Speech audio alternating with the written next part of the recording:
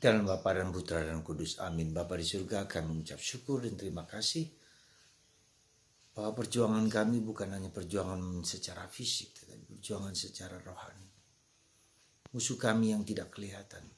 Dan itu seperti dikatakan oleh Saudara Paulus kepada umat Efesus. Musuh kami yang tidak kelihatan di bawah bumi, di atas bumi, di atas langit. Bantu kami ya Bapa, supaya semakin dekat dengan Engkau. Dan keberanian kami untuk mengatasi, mengalahkan kuasa kegelapan dengan berbagai cara. Terpujilah namamu kini dan sepanjang segala masa. Amin.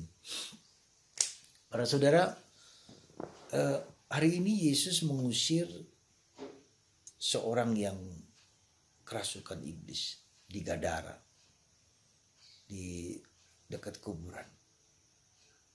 Dan orang yang kerasukan ini sungguh tak bisa dikalahkan. Ya. Karena itu apa yang dilakukan Yesus adalah bahwa dia serta-merta mengusir ya, si iblis dalam orang yang sakit itu. Dan kita bisa mengerti, memahami bahwa Yesus tidak memberi kesempatan kepada kepada iblis itu.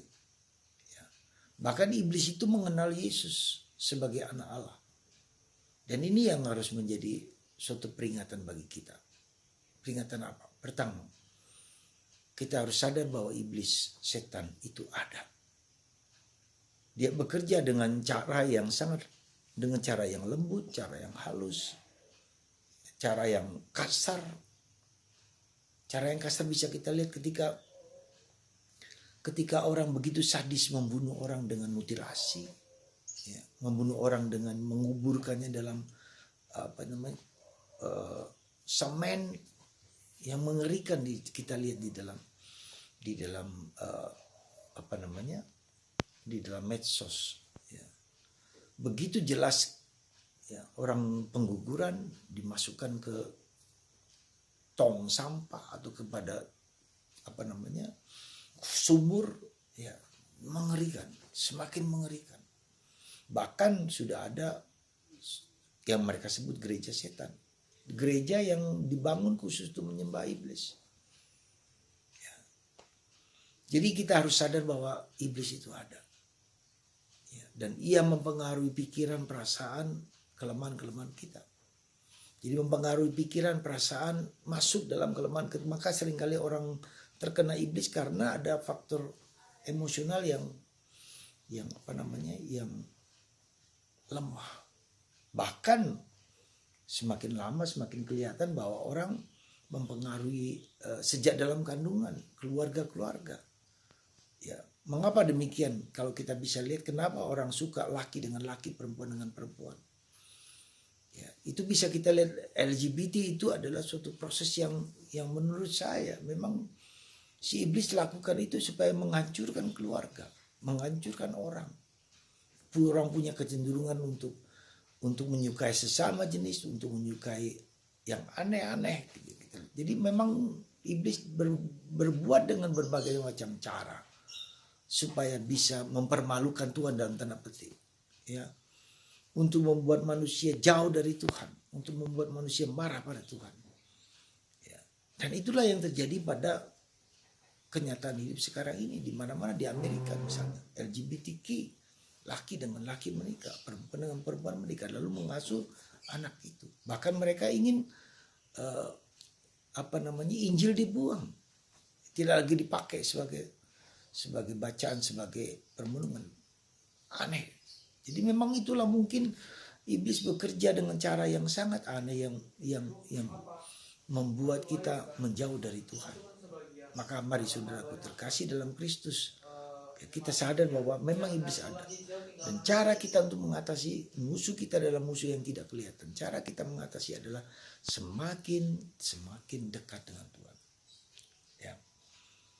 Dan semakin kita dekat dengan Tuhan, semakin kita diserang dengan berbagai macam cara. Caranya dengan pikiran, perasaan, dengan kehendak-kehendak yang bertentangan dengan Tuhan, menjauh dari Tuhan, menjadi malas berdoa. Saya menghadapi seorang yang bukan menghadapi saya, orang melihat orang itu dibuat malas, ke gereja capek, tidak ke gereja, berdoa pun malas. Jadi disengaja dan dia tahu ketika dia berdoa dia ngantuk, tertidur. Saya mengalami itu sendiri ketika saya berada di Filipina. Ketika mau tidur ngantuk, mau berdoa semua serba malas. Ya.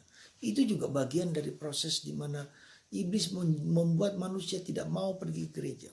Iblis membuat manusia tidak mau berdoa. Iblis membuat kita tidak mau berbuat baik. Ya, bayangkan kitab suci ya, dilarang dan akan dilarang di suatu negara bagian di Amerika. Tidak boleh dipergunakan. Anda bayangkan pelajaran agama tidak boleh di sekolah negeri, tetapi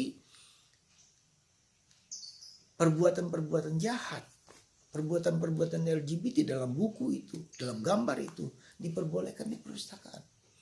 Dilarang ada salib di dalam kelas. Coba. Jadi kita bisa melihat perjuangan pergulatan kita sekarang ini menjadi lebih jelas karena iblis mempengaruhi pikiran, perasaan, emosi orang untuk menjauh dari Tuhan. Untuk menjauh dari perbuatan baik. Maka saudaraku terkasih, hati-hati. Kita melihat anak-anak kita dengan berbagai macam cara. Kemarin saya mendapat info bahwa ada gambar-gambar porno yang tiba-tiba masuk begitu saja di YouTube untuk anak kecil. Untuk kita mungkin dewasa kita sudah gampang menghapus, untuk anak kecil terpengaruh. Ya. Jadi sungguh luar biasa pengaruh jahat dari iblis yang ingin mempengaruhi otak pikiran manusia untuk semakin digoda dan dipengaruhi. Ya, saudara, mari kita mendengarkan Tuhan. Mari kita semakin dekat dengan Tuhan. Mari kita berusaha supaya selalu berbuat baik. Sekali lagi, selalu berbuat baik.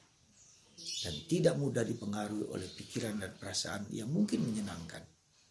Semoga Tuhan memberkati kita dan kita sungguh mendengarkan kehendak Tuhan untuk melakukan yang baik di atas segala sesuatu. Jangan lelah berbuat baik. Dan kalau kita lelah berbuat baik dan kita berdoa Bapa kami Salam Maria Rosario. Ya. Kalau itu tidak bisa, jalankan dengan terpaksa dulu.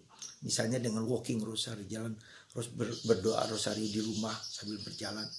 Itu cara kita untuk mengatasi kemalasan, kesombongan, keangkuhan, cabul, iri hati, cemburu. Itu semua adalah ungkapan iblis yang dengan sengaja membuat kita untuk menjauh dari Tuhan. Saya yakin Anda dapat dan mampu.